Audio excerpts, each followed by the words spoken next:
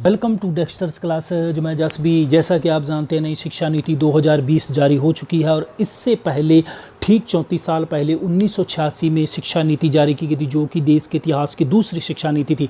यदि हम पहली शिक्षा नीति की बात करें तो वो 1968 में आई थी।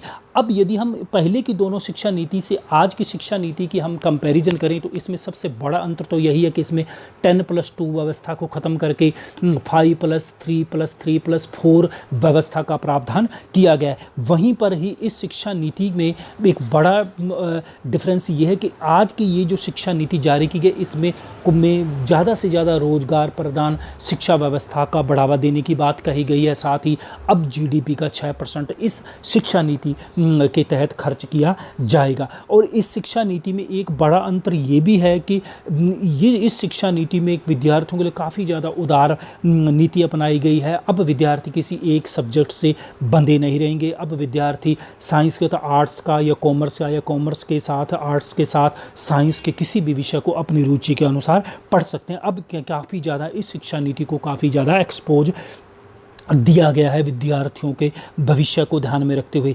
अब यदि हम एक इसमें ये भी प्रावधान शिक्षा नीति के अंदर किया गया कि अब विदेशी भाषा को विद्यार्थी सीख सकते हैं। और अब जहाँ पर अब ये बात कही जा रही थी कि Korean, Japanese, Thai, French, German, Spanish, पुर्तगाली और रशियन भाषा के साथ साथ चीनी भाषा का भी प्रावधान किया गया था। लेकिन जब 29 जुलाई 2020 को नई शिक्षा नीति जारी की गई तो कहा जा रहा है कि उसमें से चीनी भाषा को ड्रॉप कर दिया गया। और इस सरकार के कदम के ऊपर चाइना के द्वारा ये कहा जा रहा है कि इससे दोनों देशों के बायलैटरल रिलेशंस है वो हैम्पर होंगे।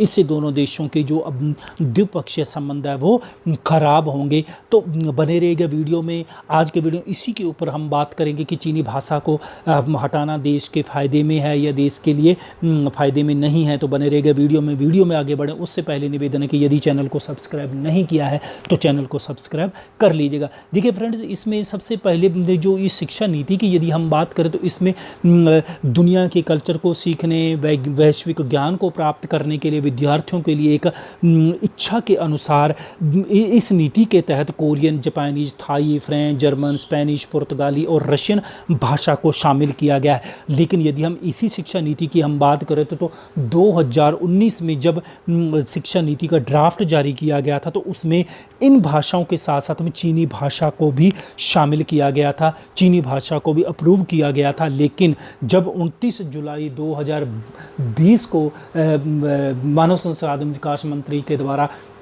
शिक्षा नीति जारी की तो उसमें से चीनी भाषा को डिलीट कर दिया गया, यानी कि उसमें से मंडारिन भाषा को ड्रॉप कर दिया गया। तो यहाँ पर मंडारिन भाषा बोल दीजिए, चीनी भाषा बोल दीजिए, एक ही बात है। तो अब यहाँ पर बात की जा रही है क्योंकि देखिए यदि हम बात करें तो इसमें मुझे नहीं लगता, यदि हम पर्सनल मैं अपने व्यू की बात कहूँ तो इसमें कोई नुकसान नहीं था। हाँ ठीक है, लद्दाख को लेकर जो दोनों देशों के बीच में आज टेंशन चल रही है, काफ़ी ज़्यादा आर्थिक और सैन्य लेवल पर दोनों देशों के बीच में बड़ा स्टैंड ऑफ बना हुआ है। तो इस बीच में चीनी भाषा को ड्रॉप करना मुझे नहीं लगता कि ये कोई ज़्यादा समझदारी वाला कदम है, क्योंकि जिस प्रकार से आप देखो पूरी दुनिया में एक ग्लोबलाइजेशन हो रहा है, ट्रेड बढ़ रहा है, तो उस दौरान इस प्रकार की भाषा को सीखना काफ़ी फ़ायदेमंद है ताकि बिजनेस में काफ़ी ज़्यादा सहूलत मिलती है। और जैसा कि 2017 से यदि हम बात करें तो भारत में चीनी भाषा की काफ़ी ज़्यादा पॉपुलरिटी में बढ़ रही थी, क्योंकि वहाँ के जो व्यापारी थे, बिजनेसमैन हैं, तो वो आकर हिंदी को सीखते हैं ताकि भारत में बिजनेस आसान किया जाए। और हमारे यहाँ के बिजनेसमैन हैं जो वहाँ की बड़ी बड़ी कंपनीज में काम करते तो वो चीनी भाषा को सीख रहे थे ताकि व्यापार में काफ़ी ज़्यादा सुविधा मिले। लेकिन 2020 में यदि हम बात करें तो इसमें काफ़ी बड़ा गिरावट देखने को मिल रही है। और इसके साथ साथ ही यदि हम बात करें तो दोनों देशों के बीच में बढ़ते सैनिक और आर्थिक तनाव के बीच में आप जानते हैं कि जब से ये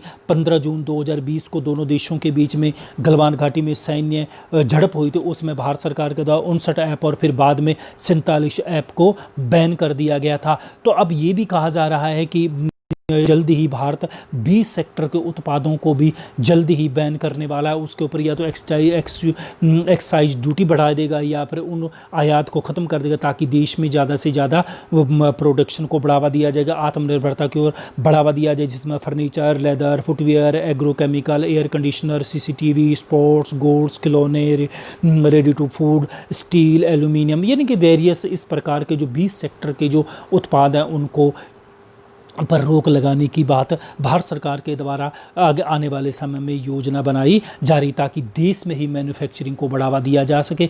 तो फ्रेंड्स, ये था आज का वीडियो। उम्मीद है कि वीडियो पसंद है तो लाइक कीजिएगा, ज़्यादा से ज़्यादा दोस्तों तक शेयर कीजिएगा। मिलता हूँ इसी प्रकार और वीडियो के साथ। वीडियो सुनने के लिए बहुत बहुत धन्यवाद।